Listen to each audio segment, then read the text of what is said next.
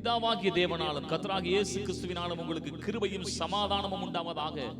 யோவான் 20ஆம் அதிகாரம் 29ஆம் வசனத்திலே இயேசு சொல்கிறார், தோமாவே, நீ என்னை கண்டதினாலே விசுவாசித்தாய், காணாதிருந்தும் விசுவாசிக்கிறவன் பாக்கியவான்கள் என்றார். அருமையானவர்களே, கண்டு விசுவாசிக்கிறவனை விட காணாமல் விசுவாசிக்கிறவன் தான் பாக்கியவானா. ஏனென்றால் தேவனுடைய வல்லமையை, அவருடைய அன்பை அப்படி நாம் விசுவாசிக்க வேண்டும். ஒன்றை நான் பார்த்தால் தான், அன்றைக்கு தோமா சொன்னான், நான் இயேசு கிறிஸ்து உயிர்த்தெழுந்ததை விசுவாசிக்க வேண்டுமானால் அவருடைய விழாவிலே என்னுடைய கையை போட்டு நான் பார்த்தால் தான் நான் நம்புவேன் என்று சொன்னான், விசுவாசிப்பேன் என்று சொன்னான். இந்த நாளிலும் கூட அன்றைக்கு பாருங்கள், அந்த 100க்கு அதிபதி சொல்கிறான், ஒரு வார்த்தை மாத்திரம் சொன்னால் போதும், என் வேலைக்காரன் சுகமாவான், என் வீட்டிற்குள் வருவதற்கு நீர் பாத்திரவான், நான் பாத்திரவான் அல்ல, நீங்க வார்த்தை சொன்னாலே சுகமடையும் என்கிற அப்படிப்பட்ட விசுவாசம்.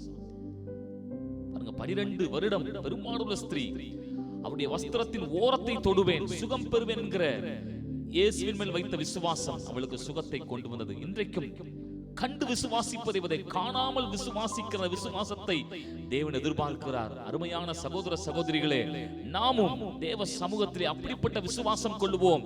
ஆமென். இயற்கைக்கு அப்பாற்பட்ட அற்புதங்களை பெற்றுக் கொள்வோம். கர்த்தர் அந்த வார்த்தையின்படியே உங்களையும் என்னையும் ஆஸ்வதிப்பாராக. ஆமென்.